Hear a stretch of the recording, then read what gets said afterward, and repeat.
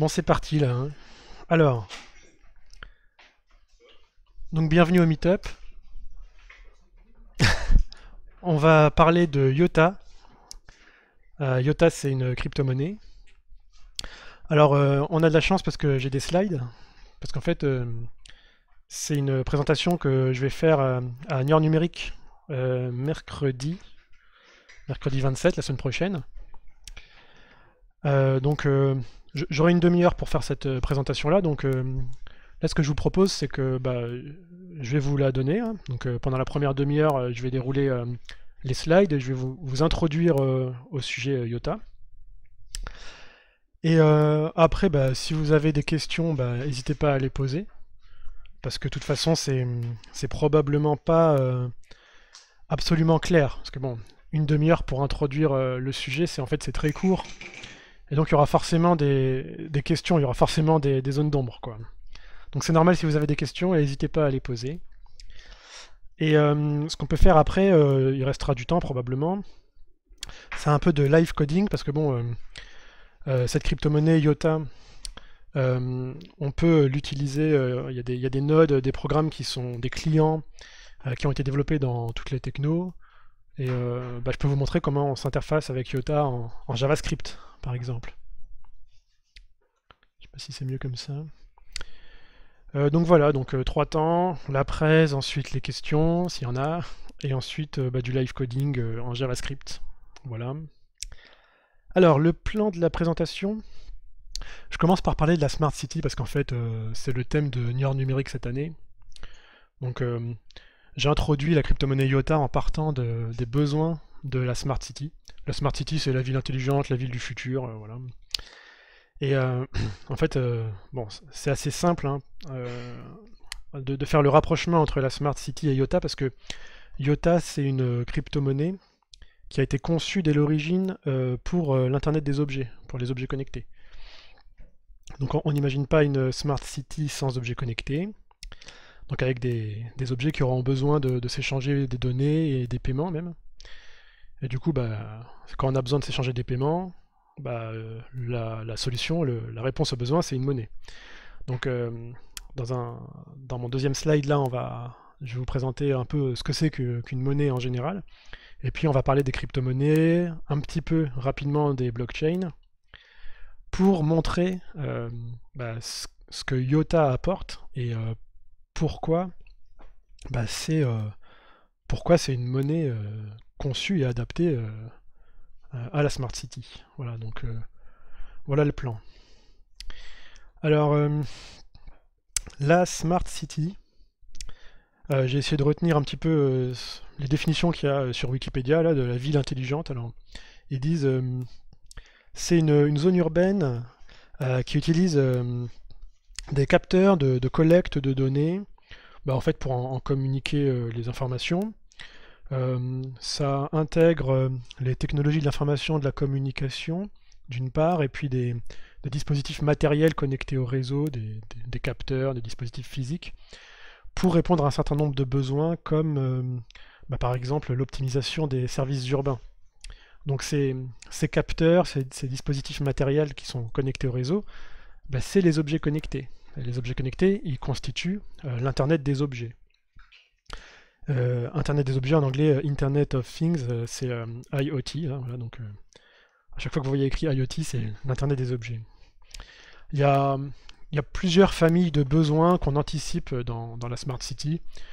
C'est très smart, hein, c'est Smart Mobility, Smart Energy, Smart Buildings et Smart District. Alors, on pourra revenir dessus, mais par exemple, on imagine que dans la ville du futur, là, la Smart City, il y aura des véhicules de location, hein, qui peuvent être électriques ou pas, autonomes ou pas, et que autour de ces flottes de véhicules de location, il y aura différents acteurs, comme les constructeurs automobiles, les équipementiers, les usagers, les gestionnaires de flotte, les assureurs, et les fournisseurs de services aussi, comme les stations-service, etc.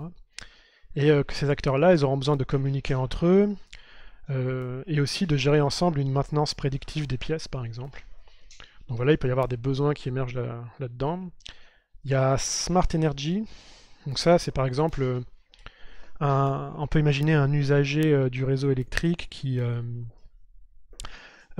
avoir la garantie que le kilowattheure qu'il consomme provient d'énergie verte, par exemple. Ou alors des solutions d'achat-vente d'électricité en peer-to-peer, c'est-à-dire mon sèche-linge qui achète de l'électricité à un panneau solaire sur le toit du voisin, ou des solutions comme ça. Il y a aussi les smart buildings avec la domotique, par exemple, les smart districts avec le besoin d'avoir des solutions standards pour, par exemple, réserver une place de parking ou une station de rechargement, une borne de rechargement.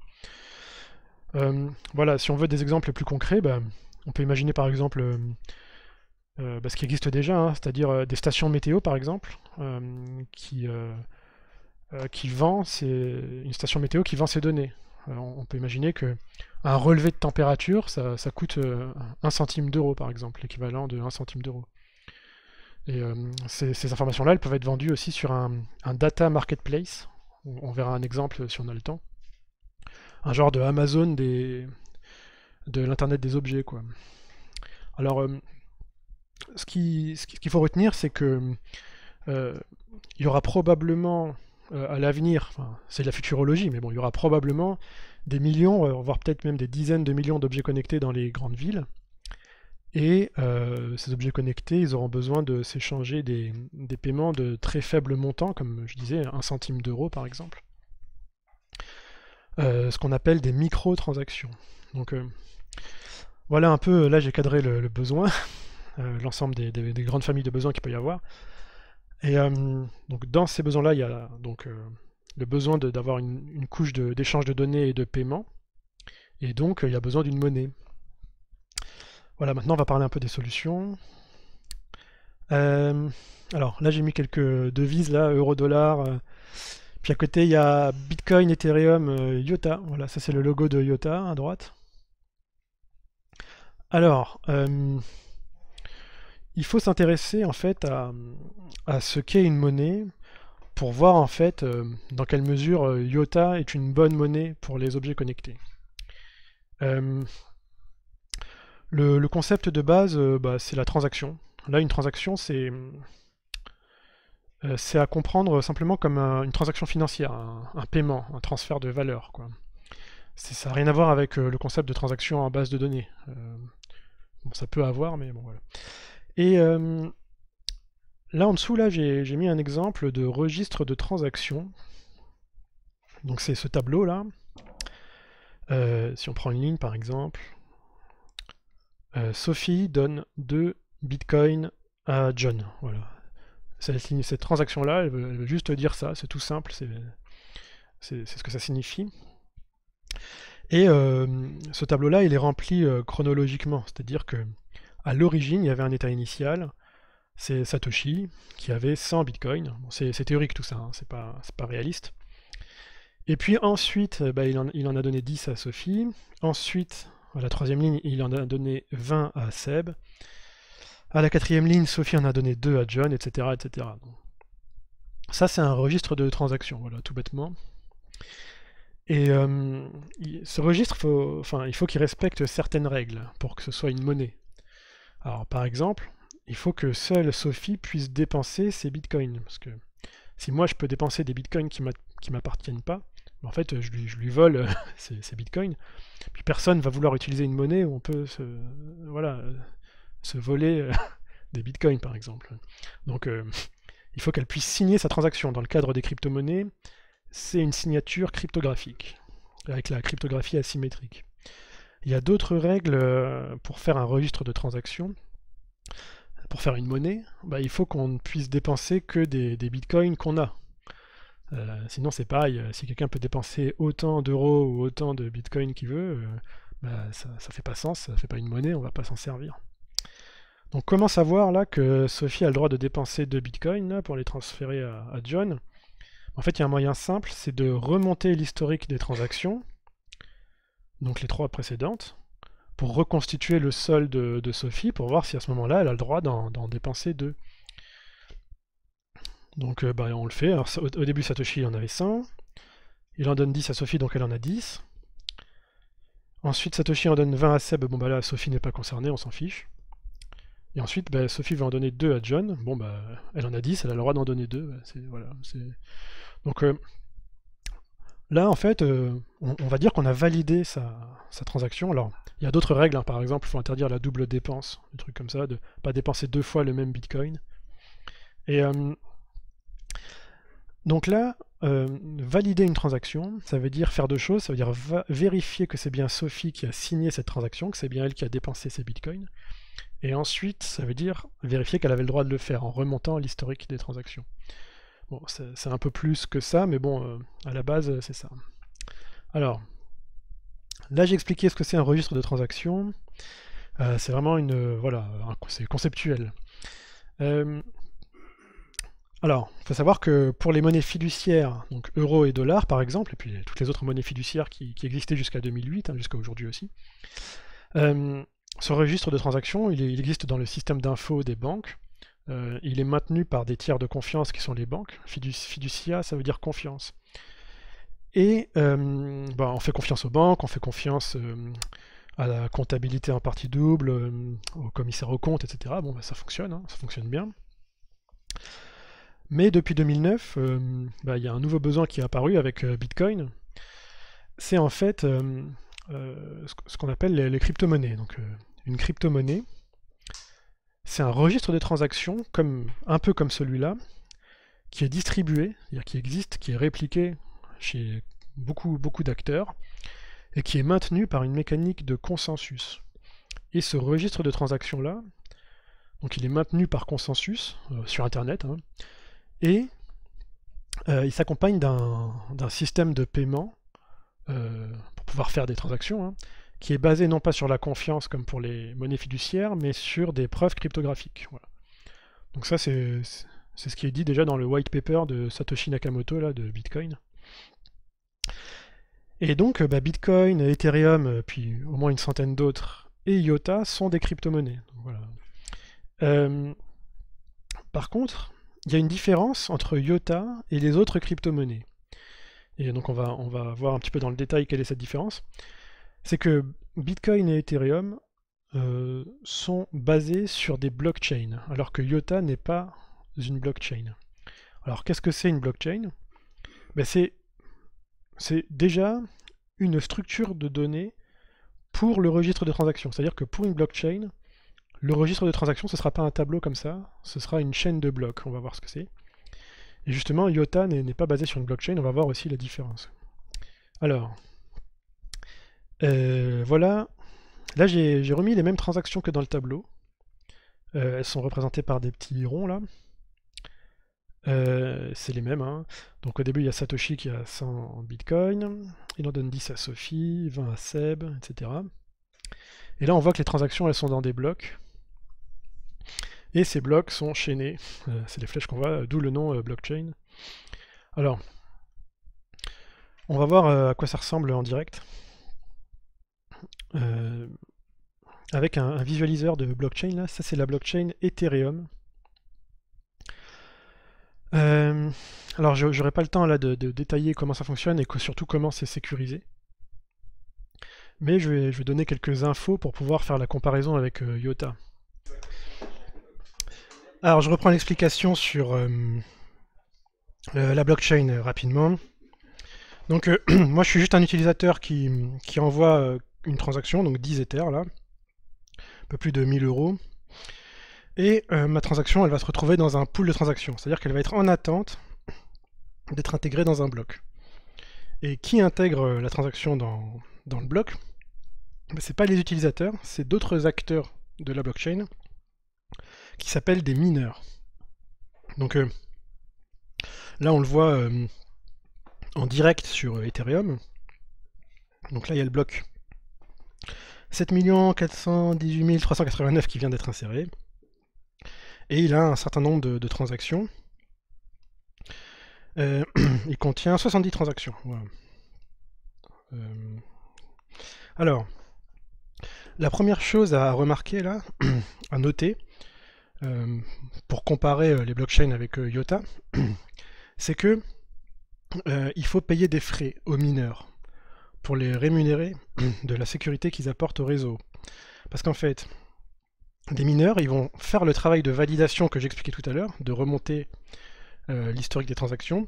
Ils vont aussi faire un calcul coûteux de proof of work, que j'ai pas le temps de détailler là, mais qui garantit la sécurité de la chaîne. Et du coup, ben, moi l'utilisateur, lorsque j'émets une transaction, je dois prévoir des frais pour le mineur qui va insérer ma transaction dans la chaîne. Et sur la blockchain Bitcoin, je sais que si on veut que ce soit inséré, si on veut que notre transaction soit insérée dans le prochain bloc, il faut payer 15 centimes à peu près d'euros de frais de transaction. Donc ça, c'est la première chose à noter. Le deuxième point important, c'est que l'insertion des blocs est cadencée. Là, pour Ethereum, c'est toutes les 15 secondes. La Bitcoin, c'est à peu près 9 à 10 minutes en ce moment. Elle est cadencée, et les blocs ont une taille maximale. Donc pour Ethereum, ça dépend du gaz, c'est un concept Ethereum, mais pour Bitcoin, c'est 1 mégaoctet, la taille maximale d'un bloc. Ce que ça veut dire, c'est que il y a une limite de scalabilité, de mise à l'échelle. Puisque, imaginons que la taille maximale des blocs, ce soit 150 transactions, et qu'il y a un bloc qui est inséré toutes les 15 secondes, c'est-à-dire qu'on ne peut pas dépasser 10 transactions à la seconde. On ne peut pas insérer en moyenne plus de 10 transactions à la seconde dans la blockchain. Donc ça... Après, les gens qui développent les blockchains ont sûrement des solutions de scalabilité, mais ça fait partie des, comment dire, des limites issues de la technologie elle-même. Donc, je répète, hein, point numéro 1, des frais de transaction. Point numéro 2, une limite de scalabilité. Et donc les concepteurs de IOTA, ils ont considéré que pour une crypto-monnaie de l'Internet des objets, ça allait poser problème. Parce que si moi j'ai un capteur de température et que je veux vendre 1 centime d'euro mes relevés, bah, si ça coûte 15 centimes d'euros de frais pour me faire une transaction, c'est pas intéressant. Si les frais deviennent carrément plus chers que le montant lui-même. Et si demain il y a vraiment des dizaines de millions d'objets connectés dans une grande ville, ben, on peut estimer qu'il y aura 400, 500, 1000 transactions à la seconde dans le registre de transactions. Du coup, ben les solutions blockchain, a priori, n'ont pas l'air très adaptées. Voilà. Bon, après, c'est un débat, moi je connais pas toutes les solutions qu'il peut y avoir côté blockchain. Alors, on va passer du coup au registre de transactions pour IOTA, et on va essayer de bien comprendre pourquoi c'est adapté et ce que ça apporte.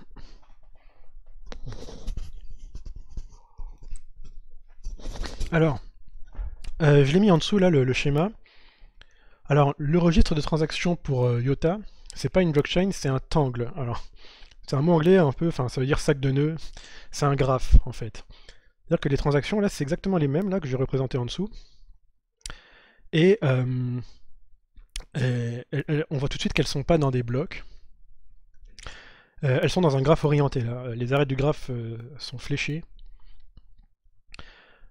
Et donc du coup, il n'y a pas de bloc, il n'y a pas de chaîne. Et donc en fait, il n'y a pas de mineurs. Il n'y a pas besoin d'avoir des mineurs qui vont insérer les transactions dans des blocs. Il se trouve que c'est l'utilisateur lui-même qui, pour soumettre sa transaction, doit dans le même temps l'insérer dans le graphe. C'est-à-dire que là où côté blockchain il y avait un pool de transactions avec des transactions en attente, pour IOTA et cette structure du registre, il n'y a pas de transactions en attente, les transactions sont immédiatement insérées dans le graphe, pas par des mineurs, mais par les utilisateurs eux-mêmes.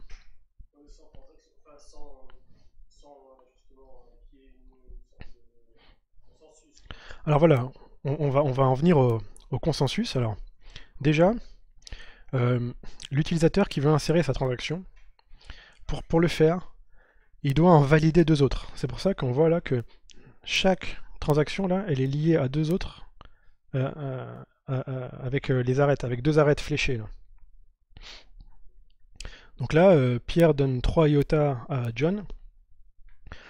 Pour pouvoir insérer sa transaction, il a dû valider La première, là, Sophie donne 2 iota à John et Seb donne 5 iota à Sophie. C'est-à-dire que là où avant c'était les mineurs qui faisaient le travail de validation, maintenant c'est l'utilisateur lui-même. Et en plus, si on considère par exemple la première étape, la validation de la première transaction, il va valider aussi tout le sous-graphe de cette transaction. C'est-à-dire, il suffit de suivre les flèches là, donc celle-là, celle-là, et celle-là et celle-là. Ça nous donne un sous-graphe, et l'utilisateur il va valider les transactions de tout ce sous-graphe-là. Alors ça veut dire valider la signature, valider que cette transaction n'est en conflit avec aucune autre dans le sous-graphe, et ça veut dire aussi valider le proof of work de cette signature, parce que si pour les solutions blockchain il y a un proof of work à l'échelle du bloc, là il y a un proof of work à l'échelle de la transaction en fait, qui est très peu coûteux, c'est-à-dire qu'un objet connecté peut faire ce proof of work. Je vais vous montrer à quoi ça ressemble en live aussi. Il y a un visualiseur de IOTA, du Tangle. C'est beaucoup moins ordonné qu'une blockchain, mais on va s'y retrouver. Et il y a encore quelques concepts à préciser là pour expliquer encore IOTA. Alors déjà, il y a une distinction entre des full nodes et des light nodes, c'est-à-dire que l'objet connecté, il n'aura pas besoin, lui, de conserver une copie du registre de transaction.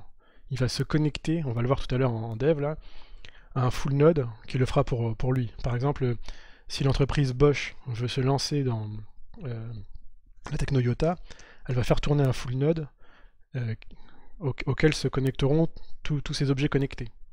Et c'est ce full node qui fera le travail de validation. Il peut déléguer le proof of work à l'objet connecté. C'est-à-dire qu'un objet connecté avec la bonne puce ASIC, là, normalement, peut faire à peu de frais le travail de proof of work sur sa transaction. Alors, on va regarder en détail un peu ce qui se passe là. On va zoomer. Donc là, on voit le graphe là, que je vous ai montré tout à l'heure, mais en vrai. Donc là, j'ai cliqué sur une transaction qui vient d'arriver. Et vous voyez, ça a coloré en rose son sous-graphe, parce que comme elle en valide 2, que chacune de ces deux en valide 2, et ainsi de suite, bah en fait, par transitivité, on se retrouve avec tout ce sous-graphe-là en rose de validé. Vous voyez que là, il y a des transactions qui apparaissent, qui sont colorées en vert. Donc dans la légende, il y a écrit que ce sont des types, tips. Alors, les tips, voilà, pour voir, c'est des bouts. Alors en fait, les tips, c'est des transactions qui viennent d'arriver.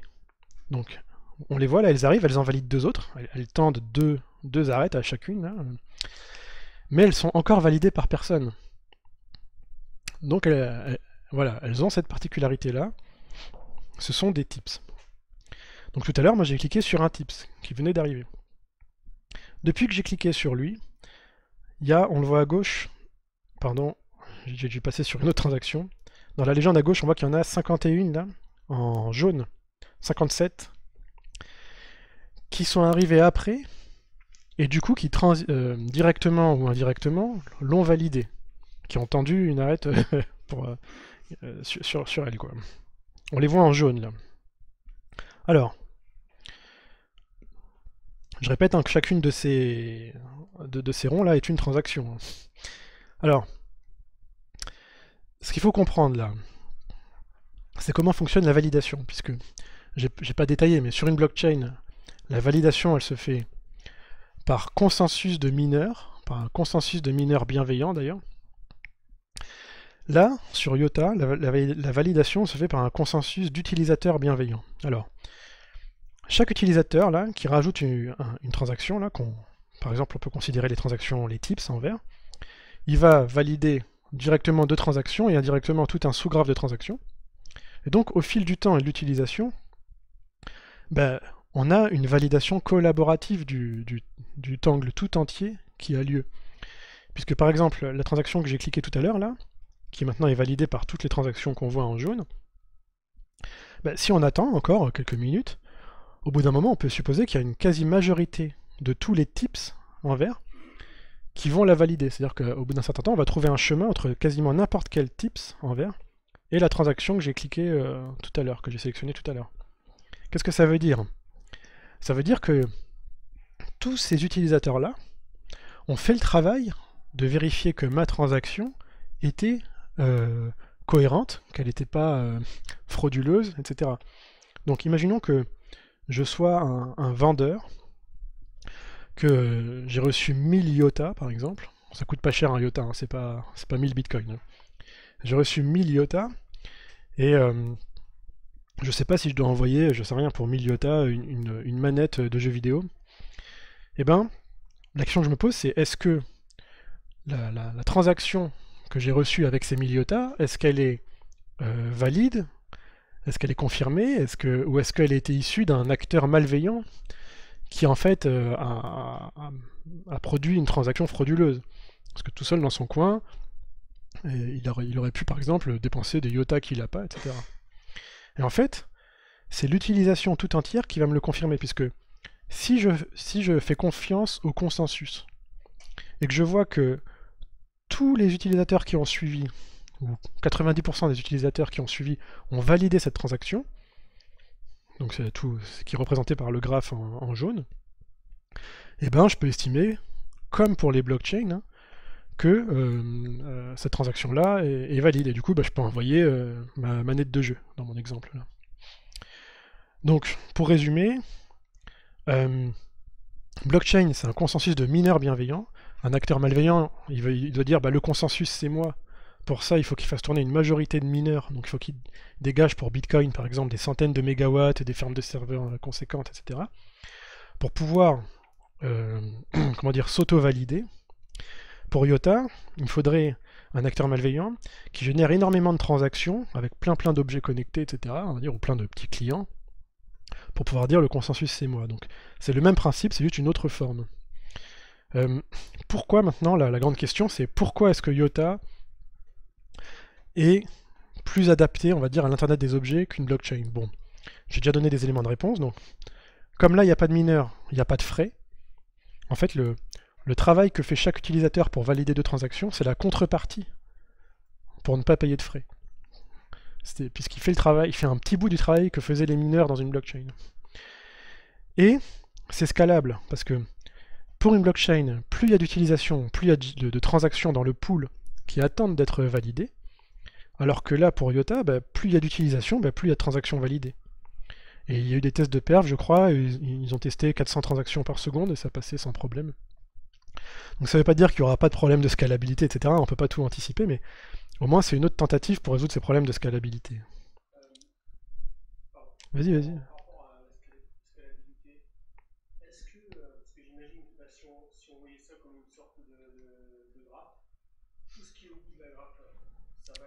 À quelle extrémité? En bas à gauche là? Ouais, alors ça c'est juste le visualiseur qui montre pas tout.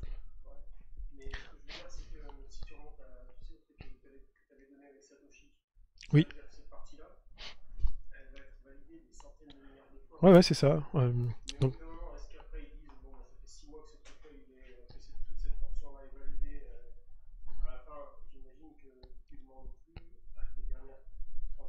oui.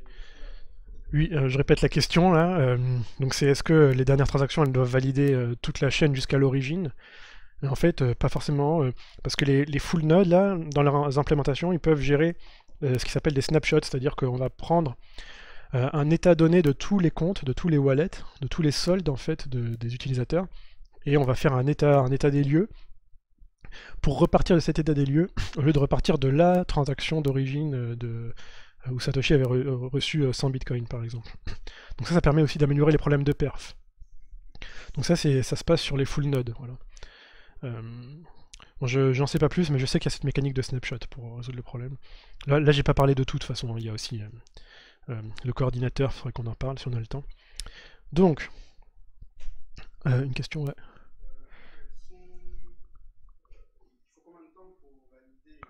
Ah, bah on va le voir là, je vais vous faire une petite démo, mais c'est quasi instantané en fait. Alors, pour l'insérer, c'est quasi instantané. Pour la valider, bon bah il faut peut-être avant qu'une majorité de nodes de tips valide la transaction, il faut sûrement quelques minutes, je pense. Après, en ce moment, il y a il y a une solution intermédiaire parce que, en fait, pour l'instant, IOTA n'est pas encore assez utilisé pour pouvoir faire confiance au consensus. C'est-à-dire que ce serait encore assez raisonnable, ce serait encore possible de corrompre le registre à peu de frais. Donc il y a une solution de contournement qui s'appelle le coordinateur avec ses milestones. Et aujourd'hui, je crois que voilà, pourquoi je dis ça? Parce que aujourd'hui, en fait, c'est les milestones comme ça qui valident les transactions et ils sont émis à une fréquence fixe. Je sais plus, peut-être, je sais pas, peut-être 30 secondes ou une minute. Enfin, c'est cadencé. Ouais. Est-ce que s'il y a plus d'utilisateurs, la validation ira plus vite ou... Plus vite. Ouais. Plus il y a d'utilisateurs, plus ça valide vite. Voilà. Alors, euh, donc pourquoi c'est adapté aux objets connectés? Parce que pas de frais, et pas de cadence imposée. Bon, ce slide-là, c'était une espèce de conclusion qui résume un peu ce que c'est IOTA. Donc un registre de transactions et de données en fait, parce que comme on paye pas de frais, on peut envoyer des transactions à 0 IOTA avec un message, donc pour sauver dans ce registre-là, pour sauvegarder des données et avoir un registre de données. Donc c'est un registre donc de données et de transactions publiques, hein, permissionless ça veut dire public. For a New Economy ça veut dire en fait pour l'économie de la Smart City. Donc là j'ai mis quelques liens, de toute façon les slides sont en ligne, vous pourrez aller voir. Il y a un hackathon en ce moment qui a été ouvert par la fondation IOTA qui répond justement, enfin qui propose les 4 thèmes dont j'ai parlé au début et qui attend des idées d'innovation, de solutions. Vous pourrez aller voir.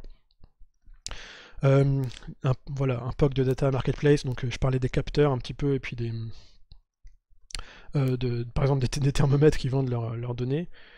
Bon bah là, il y en a déjà quelques-uns, c'est un POC qui a été fait là. Donc ici, bah voilà, station météo, combien ça coûte en IOTA. Alors 72 000 IOTA c'est pas cher en fait, hein, à voir. Je sais pas ce qu'ils offrent comme données pour ce service-là, mais c'est pas 72 000 euros. Je crois que les IOTA sont cotés en kilo IOTA sur les plateformes de trading. Alors, ce que je vous propose de faire maintenant, alors déjà, si vous avez des questions, bah, dites-les, sinon on passe à une démo de live coding. Alors, c'est un peu comme les blockchains. Tous les nodes, c'est-à-dire tous les acteurs du réseau, on pourrait dire quasiment tous les utilisateurs, possèdent une copie du registre. Et lorsqu'on insère des transactions dans la blockchain ou là des transactions dans IOTA, il y a une mécanique de consensus, c'est-à-dire qu'ils vont diffuser à tous les autres nodes les informations qu'ils reçoivent et les transactions qu'ils reçoivent pour validation. C'est une mécanique de consensus, quoi. Si on envoie une donnée aujourd'hui dans le réseau, si dans un an je veux récupérer la donnée, c'est pas possible en fait. On peut juste valider que la donnée qu'on soumet dans un an a été insérée dans la chaîne il y a un an. Alors la question c'est est-ce qu'on peut récupérer l'information dans un an, c'est ça? Oui, oui, on peut. Il y a des nodes qui conservent tout l'historique.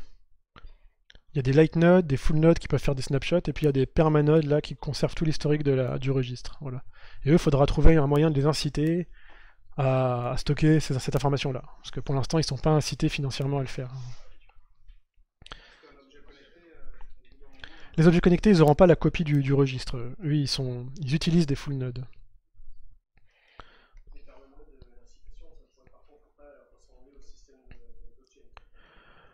Oui, oui, et ce qui pourrait inciter les permanodes à conserver des données, c'est par exemple de faire payer l'accès aux données anciennes, quoi. Tout simplement. On va faire une démo de live coding là. Donc là, je lance un service Python sur ma machine qui surveille un wallet et qui déclenche un Tetris lorsqu'il reçoit un message IOTA. Voilà. Donc je peux vous faire la démo par exemple et puis on peut faire le code après.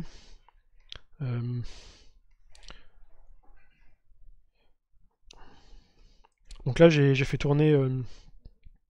Ah, c'est pas joli ça. Ça doit pas être ça.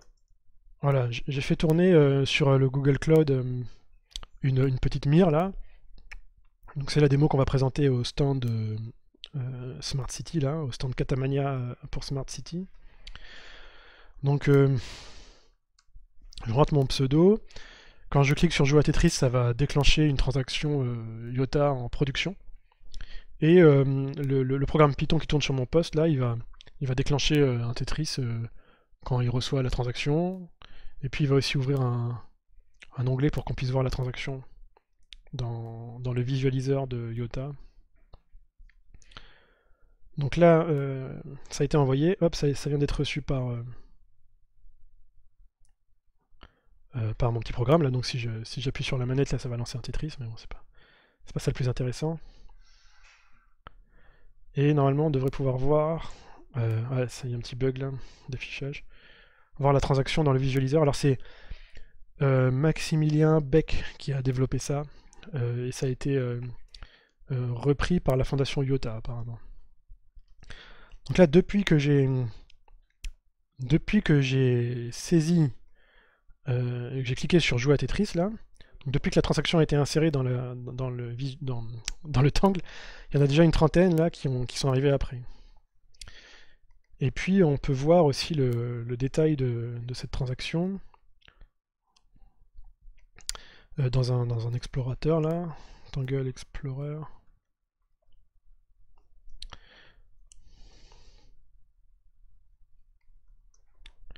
Tac. Donc c'est une transaction à 0 iota, hein. Là j'ai pas de iota, moi voilà, ça c'est le nom du joueur quoi, parce que le Tetris là il affiche le nom du joueur. Je sais pas si j'ai déjà fermé ou j'ai déjà fermé. Mais du coup l'information est passée dans un message.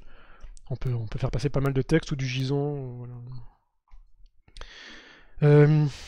Ça vous intéresse là qu'on fasse le JavaScript pour déclencher ça? Alors.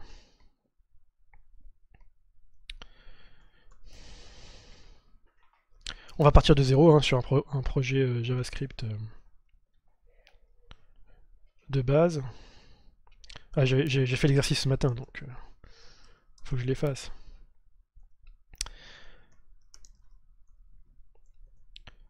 Tac. Lui, on n'en a plus rien à faire. Donc je vais lancer un visual code. On crée un projet, voilà, node npm à partir de 0. Là, en fait, ce que je développe là, c'est le code qui tournera sur un objet connecté, donc qui se connectera à un full node pour envoyer des transactions. Donc il faut commencer par npm init, bien sûr. Je vais arrêter ça.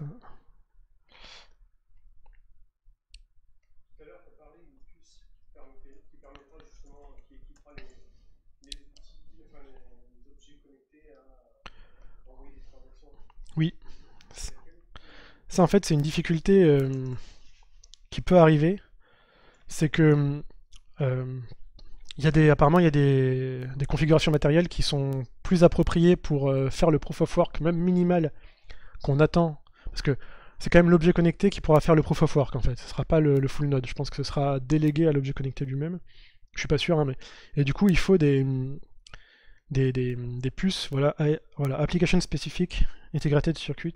Donc ça, c'est des puces comme ça qu'il faut, c'est des processeurs spéciaux qu'il faut dans les objets connectés pour pouvoir utiliser IOTA. Donc ça, c'est quand même une dépendance, on va dire, matérielle c'est un challenge, quoi. Il faudra convaincre, mais bon, il y a déjà beaucoup de partenaires à la fondation IOTA, donc il faudra quand même convaincre les fabricants d'intégrer des ASIC, là. Voilà. Donc en fait, pour utiliser un client JavaScript IOTA, il n'y a besoin que de 2 dépendances. Alors, c'est IOTA Core et IOTA Converter.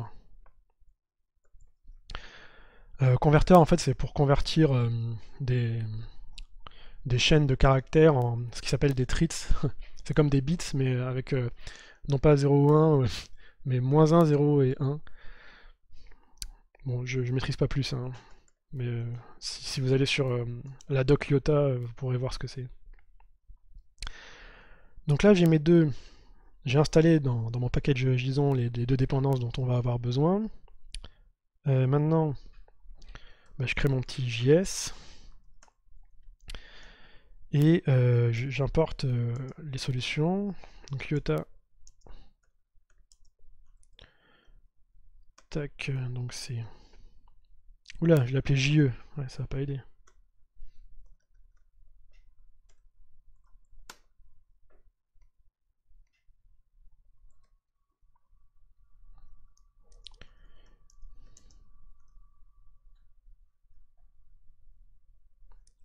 Iota Core, et puis j'ai besoin d'un converteur aussi.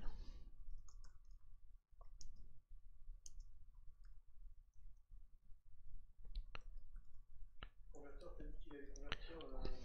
Des chaînes de caractères en treats. Alors, si vous voulez savoir ce que c'est les treats. 0, 1 ou 2. Ouais, voilà. En fait, c'est un rapport avec la cryptographie qu'ils utilisent qui est censée être quantum resistant. Bon. Parce que on suppose qu'à l'avenir, avec les ordinateurs quantiques, la cryptographie asymétrique, elle pourrait être invalidée. Parce que, voilà, ce serait facile de découvrir des nombres premiers, là. Bon, je maîtrise pas du tout. Mais du coup, ils sont partis. Ils pensent qu'on va pouvoir faire des algorithmes sur des superpositions d'états, quoi. Ouais, ouais. De qubits. Et voilà. Ils sont passés à l'étape. Du coup, Iota, ils ont choisi une algorithmie et des contraintes qui sont censées les préserver des attaques quantiques. Mais bah voilà, c'est pas évident. Je sais pas qui peut assurer ça aujourd'hui. Enfin, moi, ça me dépasse. Mais il y a une contrainte, par exemple, qu'ils ont, c'est que on fait jamais une dépense avec la même clé privée. Donc ça, c'est pareil. J'ai pas le temps de rentrer dans le détail, mais vous pourrez aller voir. Donc voilà. Donc là, j'ai mes deux libs. Maintenant, je vais avoir besoin de faire un paiement. Donc pour ça, je vais avoir besoin de ce qui s'appelle une seed. C'est un générateur de clés privées. Alors, je me suis pris des notes ce matin un petit peu.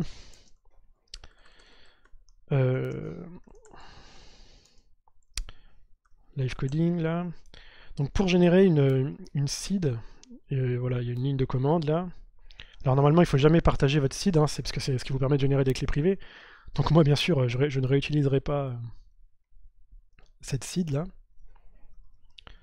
Donc c'est une suite de 80 caractères alphabétiques, et puis avec le 9 là, le chiffre 9 en plus. Donc ça, normalement, par exemple, ça apparaît pas en dur dans du code, hein. Moi, j'ai utilisé par exemple des variables d'environnement. De toute façon, t'aurais pu aussi, vu que tu les as fait en tapant des. T'aurais pu faire un import chez le JS et puis aller directement faire un index. Oui, oui. Mhm. Tout à fait. Alors ensuite, si j'ai besoin de payer, il faut que j'appelle l'API Iota. Donc je vais instancier un objet Iota, là, vous allez voir. Donc il faut appeler voilà, la compose API. Donc ça, bon, bah, ça s'invente pas, ça vient de l'API et de la doc de la lib JavaScript Iota. Il faut lui fournir un provider, c'est-à-dire un full node en fait. Donc il y a des listes de full node, par exemple sur iota.dance. Donc bon, je les connais pas, je sais que celui-là est bien, là, le node.tangle.org.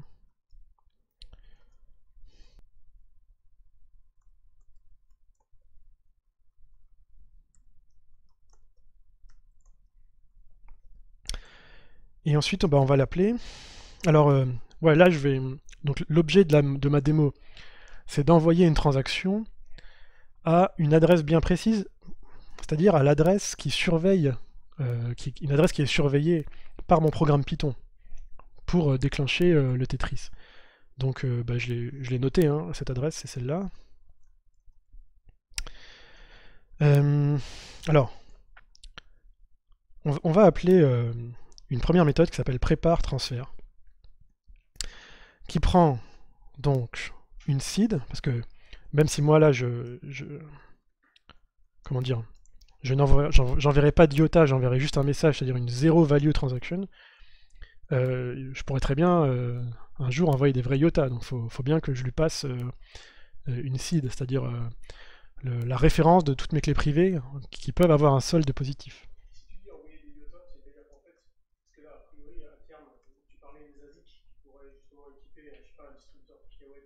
Hmm. lorsqu'il enregistre une transaction, euh, lorsque tu vas envoyer des IOTA dans ce distributeur de KKW, depuis ton téléphone portable, t'envoies aussi donc, une composante, un petit peu comme dans les bitcoins ou les ethers, où c'était la clé qui correspond à ton paiement. Oui, oui.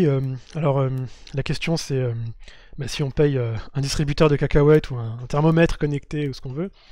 Bon, bah déjà, ce distributeur ou ce thermomètre, il a une adresse euh, qui est une clé publique.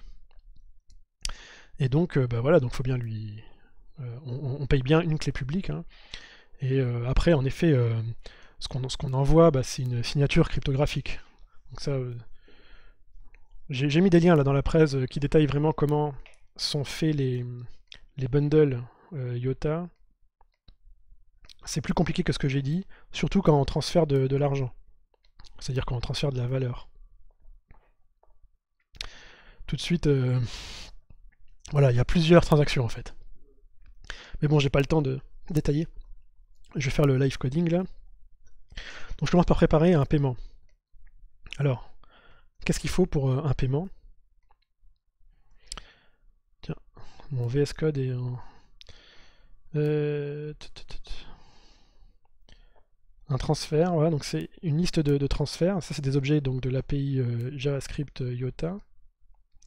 Qu'est-ce qu'il y a dans un transfert?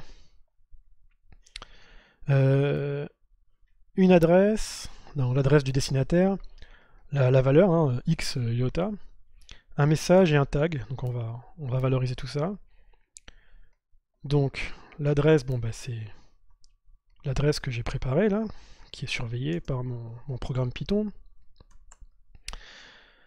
La valeur, ben, j'ai pas d'iota, hein, donc on va mettre 0, mais c'est pas grave, il n'y a pas de frais, on peut faire des transactions de 0. Mais la valeur, par contre, qui sera normalement l'équivalent numérique de la signature crypto dont tu viens de parler. Non, non, si je veux envoyer 10 iota, je mets 10. D'accord. Bon, voilà.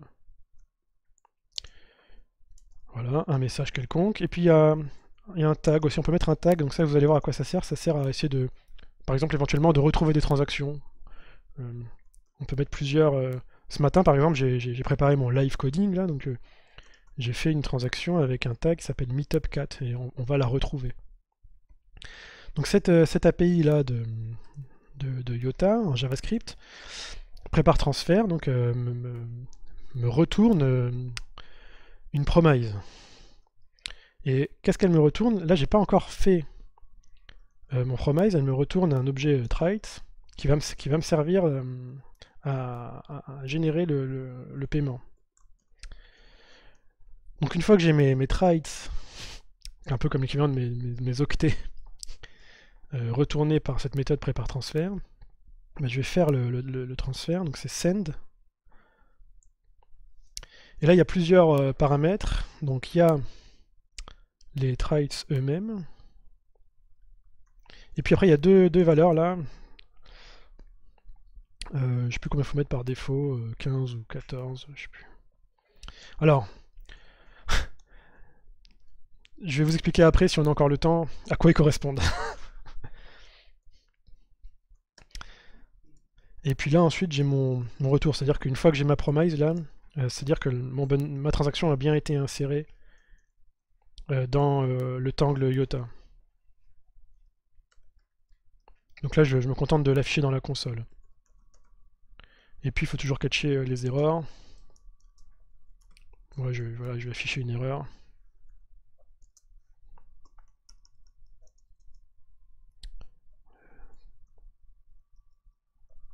Alors, on va tester, puis après, si on a le temps, bah, je vous expliquerai un petit peu plus le détail et surtout ces deux paramètres là.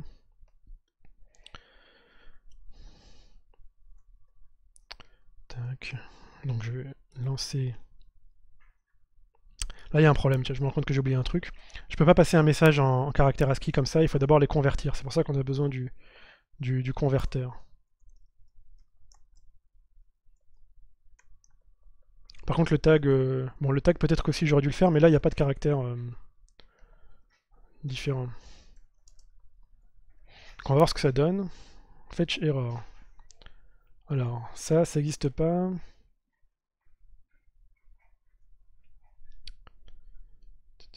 On va aller vérifier.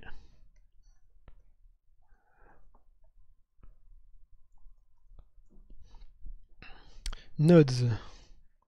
FIRS.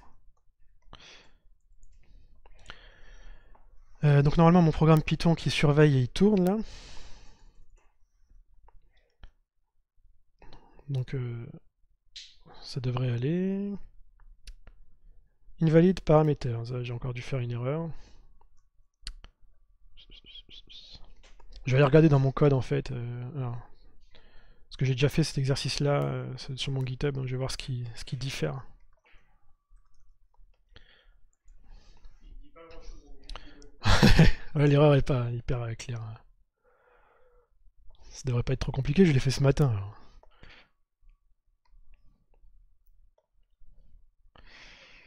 Ça.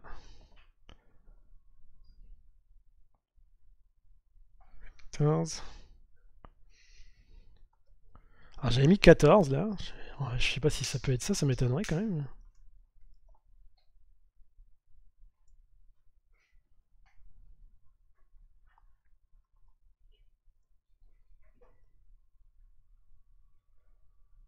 Ah ça a marché. Bah, 15 ça marche pas mais 14 ça marche. Alors justement je vais devoir vous expliquer alors. Donc là, c'est-à-dire que là, donc le Python a bien reçu l'adresse puisqu'il a lancé le Tetris qui est là. Et en même temps, il a affiché la transaction dans le tangle. Donc là on la voit en plein milieu, ça zoome progressivement. Donc on va la... Voilà, il y en a déjà 5 qui la confirment hein, depuis que je l'ai saisi. Et puis on peut aller l'observer dans l'Explorer.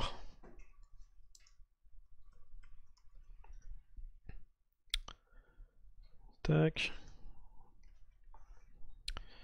Alors voilà, les tags, à quoi ça sert? Bon, déjà on retrouve... bon, ça c'est les traits, et ça c'est le message décodé. On retrouve bien le message que j'ai passé. Une valeur de 0 iota, et puis le tag il sert en fait à regrouper des transactions. Ce matin j'ai déjà fait l'exercice, donc je peux retrouver ma transaction qui avait le même tag. Voilà. Ça peut servir quoi.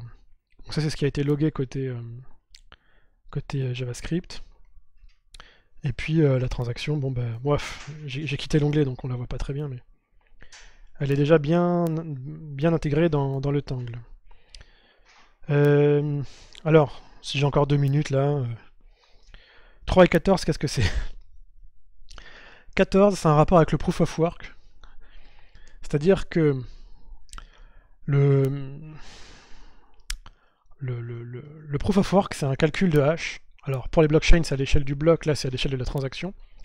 C'est-à-dire que il y a un certain nombre de choses qui composent une transaction en fait. On peut les voir par exemple là.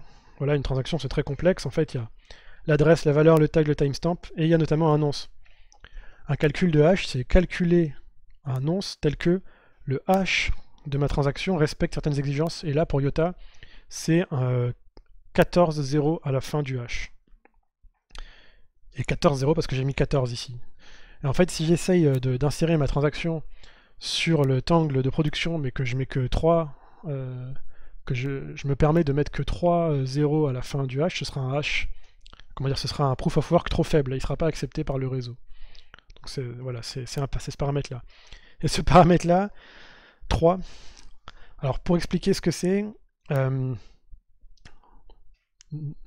rapidement, ce paramètre, il va dire à peu près à partir de quelle profondeur je commence dans le tangle pour aller chercher des tips. C'est-à-dire que comme ma transaction, elle va devoir, pour s'insérer dans le tangle, choisir 2 tips qui sont en vert là, et imaginons que elle commence pour trouver des tips, elle commence à cet endroit-là. Bon elle n'aura pas le choix entre beaucoup de tips. Il y a des tips qui sont peut-être insérés ailleurs, qui ont été insérés plus tôt. Mais si je remonte assez dans le tangle, et si je parcours le tangle à peu près aléatoirement à partir de ce point-là pour trouver des tips, c'est-à-dire que je parcours aléatoirement le tangle à partir de cet endroit-là, je fais un random walk, une marche aléatoire, jusqu'à arriver à une extrémité, à un type, je vais probablement avoir le choix entre l'ensemble des tips. Donc Voilà, ce paramètre 3, il a un rapport avec cet algorithme, l'algorithmie qui est mise en œuvre pour choisir des tips. Voilà. Je vais m'arrêter là parce que bon, si vous avez encore des questions, n'hésitez pas là. Moi, je suis pas pressé. Bon, vu qu'il est déjà 13h40, je préfère m'arrêter là. Théoriquement, c'est ce genre de code qu'il faudra insérer dans les ASIC. Ça rendra capable l'objet de notifier la transaction qui vient de. Voilà, la question c'est est-ce que c'est ce code-là qui tournera sur les objets connectés? Oui. C'est exactement ce code-là qui tournera sur les objets connectés. Par contre, ce qui tourne là derrière, là, c'est un full node. Et ça, c'est pas du tout prévu pour un objet connecté. Ça tourne sur un serveur, sur Amazon Web Service par exemple, je sais pas, sur le cloud. Et en termes de puissance, il faut... je sais pas, pour faire tourner un full node aujourd'hui, l'implémentation de référence est en Java, il faut peut-être 50 € ou 100 € par mois de budget, quoi. Bon, ça n'a rien à voir avec le coût de faire tourner un mineur sur la blockchain Bitcoin. Hein. C'est accessible à n'importe quelle entreprise. N'hésitez pas parce que c'était probablement pas très clair, hein, parce que c'est très condensé là, en 1 heure. Si on fait une transaction frauduleuse et qu'il y a les premiers qui vont invalider cette transaction, comment ça se passe? Ça se passe complètement, le nœud il disparaît, il reste là, il Oui, il y a une bonne question là sur les transactions. J'essaie de retrouver un petit peu une source qui explique bien ça. J'ai dû la mettre là. Alors, la question c'est qu'est-ce qui se passe quand il y a des transactions frauduleuses? Alors, je vous montre ça, c'est dans un des liens que j'ai mis là, alors j'aurais dû les noter quand même. La réponse complète est sur cette ressource-là qui est super bien faite, qui explique un petit peu ce qui se passe quand il y a des transactions frauduleuses. Et comment on peut se réattacher ailleurs si on s'est inséré après une transaction frauduleuse. Là, il y a un exemple. C'est l'exemple de la double dépense. Donc, imaginons un acteur malveillant qui veut dépenser 2 fois le même iota, ou 2 fois le même milliard de iota, je sais pas. Eh ben, il va insérer la même transaction en W et en Y. Alors là, c'est des carrés, c'est plus des ronds. Hein, mais... Et du coup, un acteur honnête, il peut insérer sa transaction ici en 1, parce que comme il valide qu'une seule partie du sous-graphe, il ne verra pas la double dépense qui est en dessous. Donc en effet, on peut très bien attacher une transaction au tangle, mais sans savoir qu'on a validé une transaction frauduleuse. Ce qui se passe, c'est que, ce qui est montré dans ce graphe-là, c'est que il y a une limite, parce que personne ne validera jamais, enfin aucun acteur bienveillant ne validera jamais à la fois la transaction numéro 1 et la transaction numéro 2 qui est là. Parce que dans le sous-graphe, il y a une contradiction, il y a une double dépense. Du coup, il n'y aura jamais une transaction 5 qui est là. Du coup, ce qu'on va avoir, c'est en fait, je crois qu'il l'a mis un peu plus bas, des sous-tangles, des subtangles là, qui vont arriver. Donc on peut imaginer par exemple ce subtangle là et un autre qui est là, donc on va avoir 2 pattes, hein, deux branches de graphes qui vont se former, et ça arrive hein, parce qu'ils testent des attaques sur Iotad-Prod, donc parfois on le voit sur le tangle visualizer là. Et alors, comment on s'en sort quand ça arrive, ça, quand il y a 2 sous-graphes comme ça? Ben en fait, il faut savoir qu'il y a un consensus sur la façon dont on sélectionne des tips. C'est-à-dire que tous les full nodes bienveillants, ils sont tous d'accord à peu près sur comment ils vont sélectionner des tips. Comme j'ai dit tout à l'heure, ils vont commencer, au moment où il y a une nouvelle transaction, ils vont partir d'assez loin dans la chaîne, on va dire de 1 par exemple, puis ils vont faire une marche aléatoire, par exemple, ils choisissent celui-là, ensuite celui-là, ensuite celui-là, ensuite celui-là, ils font une marche aléatoire en remontant le graphe, jusqu'à aboutir à un tips. Mais, le consensus est le suivant. Ils choisissent toujours les chemins les plus longs. C'est-à-dire qu'ils vont faire une dizaine de marches aléatoires, par exemple, puis ils vont prendre les 2 tips qui ont le plus grand chemin. Du coup, le sous-graphe qui gagne, c'est le sous-graphe le plus long.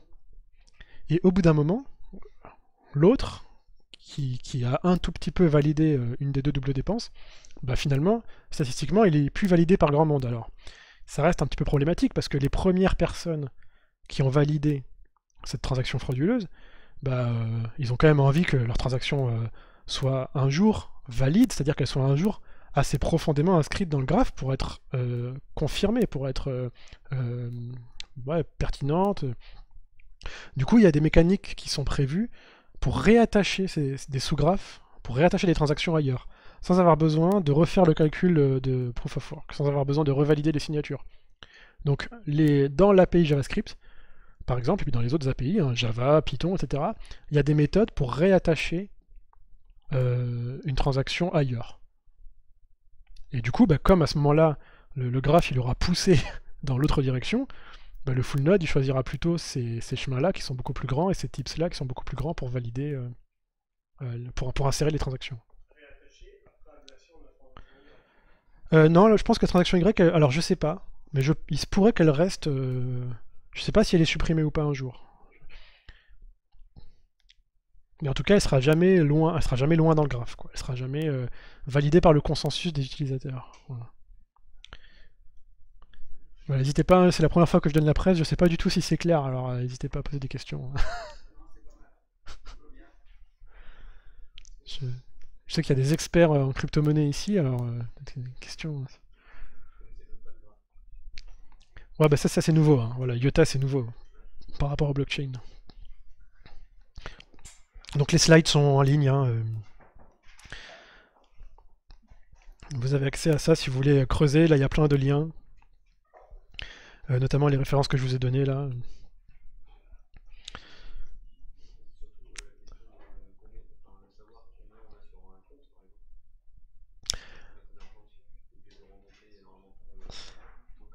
Alors ça c'est pareil pour les blockchains. Alors, ah oui, imaginons on va savoir combien on a sur un compte, alors comment est implémenté le full node qui va te dire quel est ton solde, par exemple. C'est une bonne question. C'est une bonne question, je sais pas. Ouais. Ouais, mais si j'ai un portefeuille, par exemple, j'ai une clé publique. Ouais, comment je sais combien de IOTA j'ai? En effet, en local, je sais combien j'en ai, mais il y a une réponse là qui est là. Comment fonctionnent les adresses? Mais j'ose pas répondre à la question parce que j'ai pas vraiment la réponse, quoi. Ouais.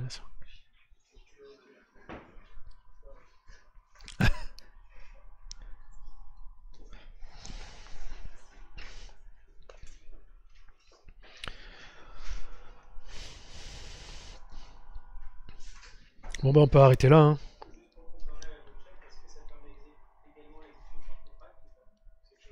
Alors, pour l'instant, il n'y a pas de solution de smart contract comme ça existe sur Ethereum par exemple.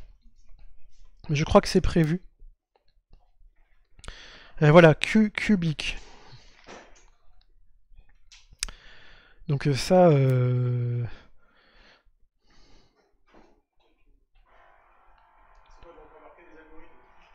Ouais, alors en fait, voilà, Ethereum par rapport à Bitcoin, il y a une Ethereum Virtual Machine qui est capable d'exécuter du code complet là.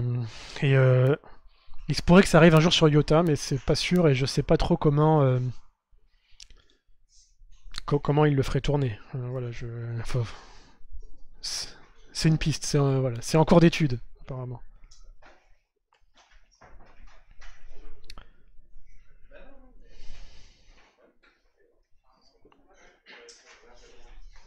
Merci à vous. J'arrête l'enregistrement.